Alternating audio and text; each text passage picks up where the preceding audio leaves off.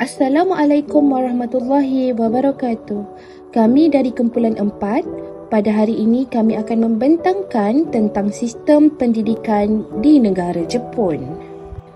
Seterusnya, ini merupakan ahli kumpulan kami. Dari kiri, saya Nur Fatin Sabrina, Wan Adriana Umaira, Nur Fariza, Muhammad Hazim, Muhammad Adli, Ikmal Haris dan Mila Sakinas. Seterusnya, kerangka sistem pendidikan negara Jepun. Sistem pendidikan di Jepun mempunyai struktur yang teratur dan berasaskan prinsip yang kukuh. Berikut adalah rangka kerja umum sistem pendidikan di Jepun. Yang pertama, pendidikan prasekolah. Ia adalah untuk kanak-kanak yang berusia 3 hingga 6 tahun. Ia adalah sukarela dan tidak wajib. Yang kedua, sekolah rendah. Ia meliputi grade 1 hingga 6. Wajib untuk kanak-kanak berusia 6 hingga 12 tahun. Mata pelajaran utama termasuk bahasa Jepun, matematik, sains semula jadi, sains sosial, seni dan pendidikan jasmani. Yang ketiga, sekolah menengah rendah.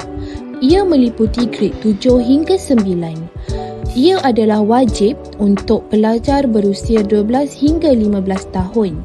Fokus pada pendidikan umum dengan penekanan pada pembelajaran bahasa, matematik, sains semula jadi dan kajian sosial. Yang keempat, sekolah menengah. Ia meliputi kelas 10 hingga 12. Terdapat pelbagai jenis sekolah menengah termasuk yang khusus dalam sains, seni, sukan atau pengajian akademik lanjutan. Ia adalah tidak wajib tetapi majoriti pelajar memilih untuk menyambung ke sekolah menengah. Yang kelima, pendidikan tinggi. Terdapat universiti, institut teknologi dan kolej profesional. Sistem pemilihan yang ketat untuk kemasukan universiti dengan peperiksaan kemasukan kebangsaan adalah perkara biasa. Yang keenam, pendidikan khas. Bagi pelajar berkeperluan pendidikan khas, terdapat usaha kuat untuk menyediakan sokongan dan pendidikan inklusif. Yang ketujuh, pendidikan teknologi dan vokasional. Terdapat sekolah menengah teknologi dan vokasional menyediakan latihan praktikal untuk pelajar yang ingin memasuki alam pekerjaan secara langsung selepas tamat pengajian. Yang ke-8, pendidikan moral dan sasiah. Ditekankan dalam kurikulum untuk membangunkan sikap moral, etika dan nilai tradisi Jepun. Oleh itu, Jepun mempunyai tradisi pendidikan yang sangat kuat dan sistem ini telah banyak menyumbang kepada reputasi Jepun dalam bidang pendidikan global. Walaupun terdapat dasar negara, mungkin terdapat variasi antara wilayah atau sekolah dalam pelaksanaan amalan tertentu. Seterusnya ialah struktur pentadbiran pendidikan. Sistem pendidikan di Jepun diuruskan secara teliti dan berstruktur. Ini adalah struktur pentadbiran pendidikan di negara Jepun. Yang pertama, Kementerian Pelajaran, Kebudayaan, Sukan, Sains dan Teknologi iaitu MAX. Kementerian ini bertanggungjawab untuk merancang dasar-dasar pendidikan, mengawasi sistem pendidikan negara dan melaksanakan pelbagai program pendidikan. Ia mempunyai peranan penting dalam menetapkan standard pendidikan, menilai sekolah dan menyediakan buku teks. MAX juga menguruskan universiti dan kolej di Jepun.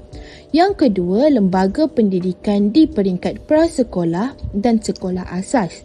Pendidikan prasekolah dan sekolah asas di Jepun diuruskan oleh lembaga pendidikan tempatan yang dikenali sebagai Board of Education iaitu BOE atau Shokuin Koyu dalam bahasa Jepun. Setiap kawasan atau bandar mempunyai BOE yang bertanggungjawab untuk menguruskan sekolah-sekolah di kawasan tersebut. Yang ketiga, lembaga pendidikan di peringkat menengah dan tinggi. Sekolah menengah dan tinggi di Jepun diuruskan oleh lembaga-lembaga pendidikan seperti Prefectural Board of Education, iaitu PBOE di peringkat Prefecture, dan City Boards of Education iaitu CBOE di peringkat bandar. Ini termasuk sekolah rendah, sekolah menengah dan institut pengajian tinggi. Yang keempat, institusi pendidikan tinggi. Institusi pendidikan tinggi seperti universiti dan kolej diuruskan oleh Kementerian Pelajaran, Kebudayaan, Sukan, Sains dan Teknologi. Terdapat banyak universiti awam dan swasta di Jepun yang menawarkan program-program pengajian tinggi dalam pelbagai bidang. Yang kelima, guru besar dan guru. Setiap sekolah di Jepun mempunyai seorang kepala sekolah ataupun pengetua yang bertanggungjawab untuk menguruskan operasi harian sekolah. Guru-guru diambil melalui proses pemilihan yang teliti dan dianggap sebagai profesional yang berdedikasi. Seterusnya, kurikulum pendidikan prasekolah di negara Jepun. Kurikulum pendidikan prasekolah di Jepun adalah berdasarkan garis panduan kebangsaan yang disediakan oleh Kementerian Pendidikan, Kebudayaan, Sukan, Sains dan Teknologi iaitu MAX. Kurikulum ini memberi tumpuan kepada perkembangan menyeluruh kanak-kanak termasuk perkembangan fizikal, emosi, sosial dan intelek. Matlamat kurikulum. Kurikulum prasekolah di Jepun bertujuan untuk membangunkan kanak-kanak dalam pelbagai aspek seperti kemahiran sosial, berdikari, kemahiran bertutur, kemahiran motor dan pemahaman asas pengetahuan am.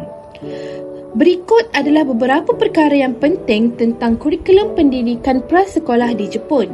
Yang pertama, perkembangan sosial dan emosi.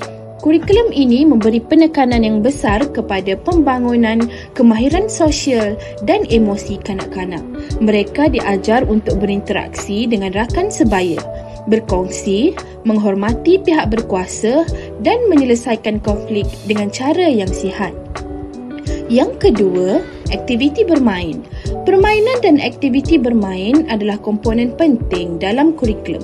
Kanak-kanak diajar melalui permainan, mengembangkan kreativiti, imajinasi dan kemahiran motor halus dan kasar. Yang ketiga, aktiviti seni dan muzik.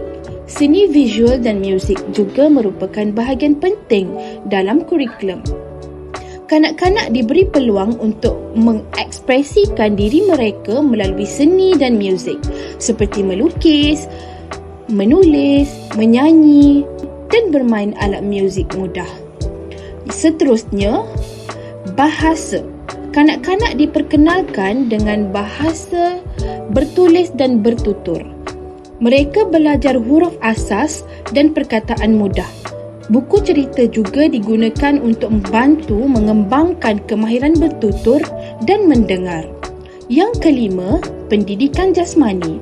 Aktiviti fizikal dan sukan ringan diperkenalkan untuk menyokong perkembangan fizikal kanak-kanak. Ini termasuk aktiviti seperti permainan berkumpulan, pergerakan badan dan senaman fizikal yang mudah.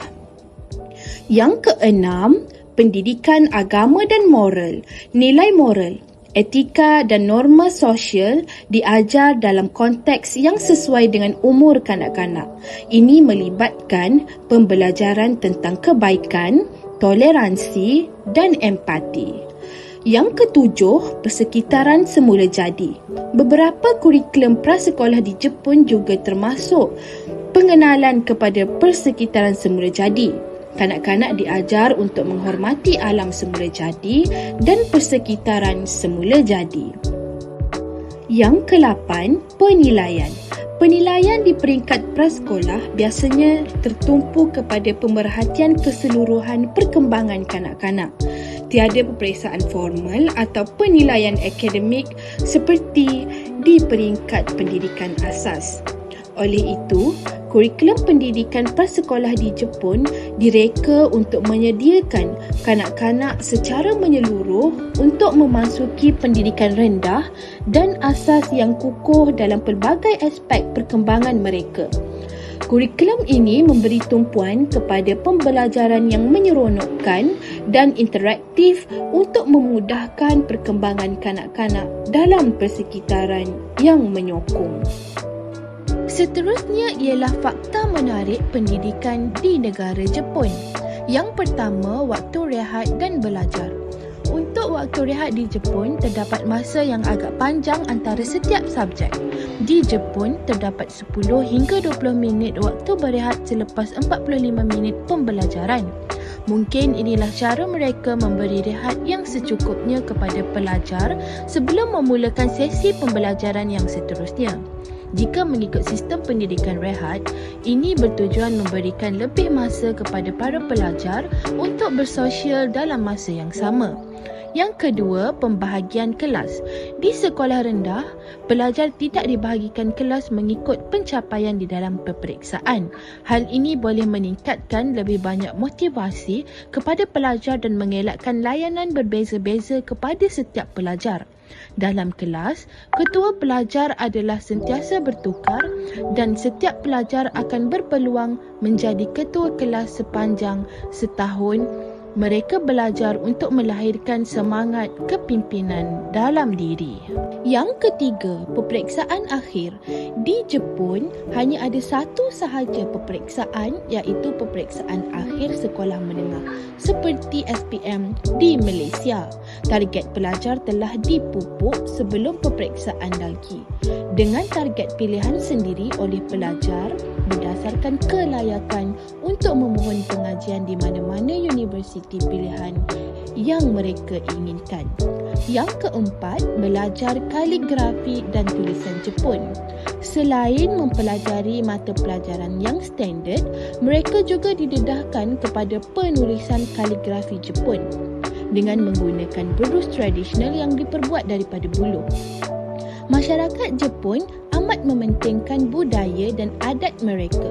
Jadi, kelas-kelas seperti ini dapat mengajar mereka untuk menghormati adat dan budaya yang sudah lama muncul. Akhir sekali, sistem pendidikan di Jepun dan Malaysia mempunyai kelebihan dan kekurangan masing-masing.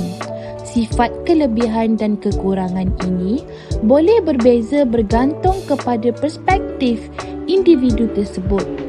Oleh itu, terdapat beberapa kelebihan dan kekurangan yang terdapat pada sistem pendidikan di Jepun dan Malaysia. Antara kelebihan sistem pendidikan di Jepun termasuklah kualiti pendidikan yang tinggi. Jepun mempunyai beberapa universiti yang diiktiraf di peringkat antarabangsa terutamanya dalam bidang sains, teknologi dan kejuruteraan. Selain itu, pendidikan vocational.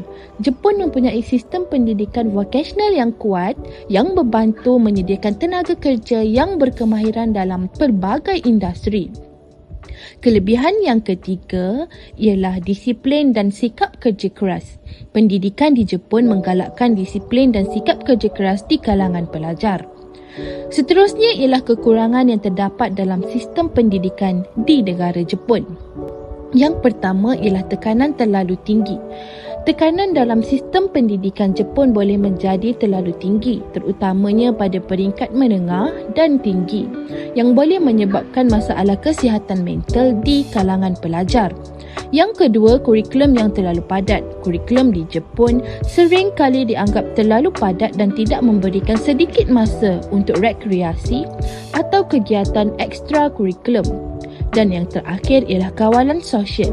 Terdapat tahap kawalan sosial yang tinggi dalam sistem pendidikan yang boleh menghadkan kreativiti dan kebebasan pelajar. Bagi sistem pendidikan di Malaysia pula, antara kelebihan yang dimiliki adalah penggunaan bahasa Inggeris. Malaysia menggunakan bahasa Inggeris sebagai bahasa pengantar dalam pendidikan tinggi. Ia menjadikannya lebih mudah untuk mengejar program antarabangsa dan komunikasi global. Selain itu, kebebasan akademik. Terdapat lebih banyak kebebasan akademik di universiti-universiti Malaysia yang membolehkan pelajar untuk mengejar minat dan penemuan mereka. Dan yang ketiga, pelbagai budaya. Malaysia adalah negara pelbagai budaya dan ini tercermin dalam sistem pendidikannya. Ini memberikan peluang kepada pelajar untuk memahami dan menghargai kepelbagaian budaya. Seterusnya ialah kelemahan yang terdapat dalam sistem pendidikan di Malaysia. Yang pertama ialah jurang kualiti. Terdapat jurang kualiti antara institusi-institusi pendidikan tinggi di Malaysia dengan beberapa universiti yang kurang berkualiti. Yang kedua, isu-isu kepentingan sosial. Kadang-kadang isu-isu politik atau sosial boleh mengganggu proses pembelajaran di Malaysia. Seterusnya ialah kurangnya penekanan pada kemahiran vokasional. Terdapat kekurangan dalam penekanan pada pendidikan vokasional dan kemahiran dalam sistem pendidikan Malaysia. Perbandingan ini adalah kemungkinan akan berlaku perubahan seiring dengan masa serta usaha yang dilakukan oleh negara untuk memperbaiki sistem pendidikan. Setiap sistem mempunyai keunikan dan cabarannya tersendiri yang perlu diambil kira apabila memilih sistem pendidikan yang sesuai untuk keperluan individu atau negara. Itu sahaja pembentangan daripada kumpulan kami. Semoga video ini dapat memberikan manfaat kepada semua. Sekian, terima kasih.